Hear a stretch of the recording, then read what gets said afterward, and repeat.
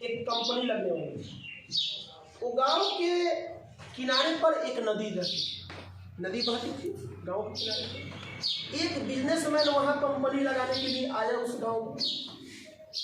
तो वो कार से आया, तो कार से उसको उस गांव में पहुंचने में 8 घंटा लग गया। किसी ने उस बिजनेसमैन से कहा कि आप कार से आ रहे हैं तो 8 घंटा आपको लग जा रहा है, बगल के नदी के नाव से आप आइएगा तो 20 मिनट में आप इस गांव में आप पहुंचेंगे। बिजनेसमैन ने क्या किया कि फर्स्ट दिन तो कार से आया, अगले दिन सोचा कि अब कार से नहीं आएंगे, इसी जगह पर पहुंचने के लिए 8 घंटा लग रहा है, अब हम नाव से आएंगे कि 20 मिनट में चले आएंगे। क्योंकि बिजनेसमैन के पास टाइम की बहुत लेगनेस होती है, कमी होती है। सब कोई बात को समझ रहे हैं ना?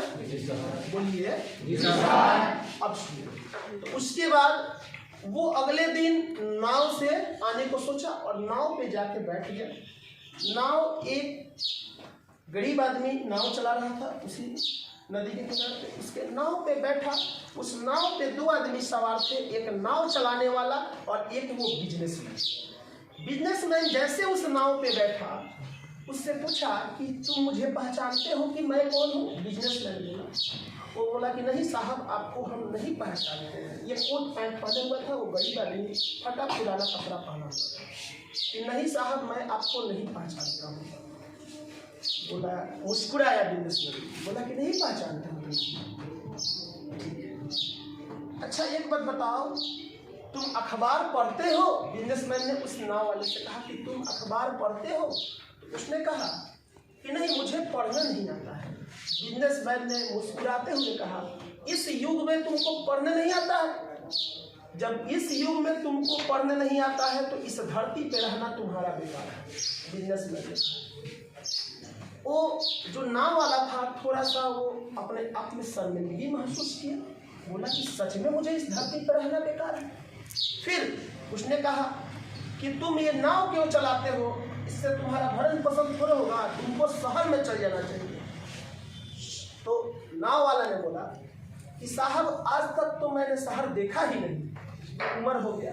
बोला, फिर बिजनेसमैन मुस्कुराते हुए बोला कि तुमने शहर नहीं देखा? इतना तुम्हारा 55 साल 50 साल एज होगा, तुमने शहर नहीं देखा?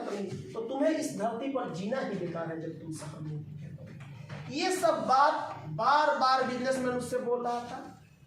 और उसके बाद बिजनेसमैन बोला कि देखना, कुछ दिन के बाद मेरा यहाँ पर एक कंपनी लगेगा जिस कंपनी में मिनरल वाटर तैयार होगा।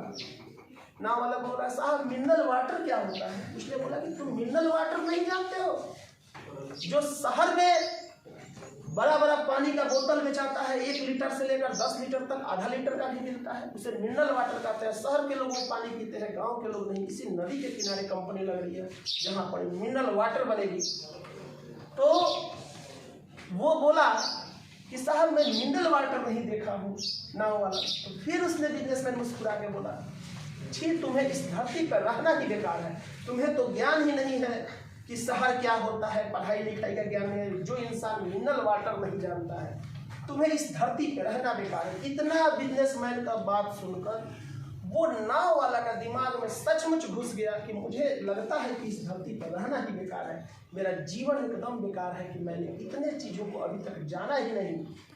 इतना सोचते सोचते तब तक अचानक वो नाव उस नदी के किसी पत्थर से टकरा गई। और जहां नाव टकराई नदी के पत्थर से, वहां से किनारा बहुत दूर था। नाव में धीरे धीरे पानी भरने लगा, नाव डूबने लगा। अब ये बिजनेसमैन डर गए, तो बोला कि साहब चिंता मत कीजिए, नाव डूब जाने दीजिए, मैं फंस जा रहा हूँ नदी में, मैं तैर कर पार हो जाऊंगा। तो बिजनेसमैन ने कहा कि मुझे तैरने नहीं आता है।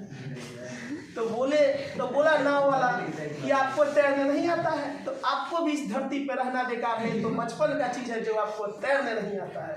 इसीलिए जिंदगी में बाबू कभी किसी को नीचा मत देखिए, कभी किसी को अनादर मत कीजिए। प्रत्येक आदमी को रिस्पेक्ट कीजिए, चाहे वो आपका दुश्मन भी क्यों ना हो। ठीक है? कोई आपका बुराई सोचे लेकिन आप उसके बारे में बुरा मत सोचिए। बुरा सोचना और भला सोचने की हक किसको है? सिर्फ ऊपर वाले को है। नीचे वाले को किसी ने हक दिया है क्या? नहीं। इसीलिए हमेशा कोई बुरा भी आपका कर रहा है तो उसकी अच्छाई सोचिए, अच्छाई सोचिएगा तो ऊपर वाले पे विश्वास रखिए, वो आपको अच्छा करेंगे। जय हिंद, जय भारत।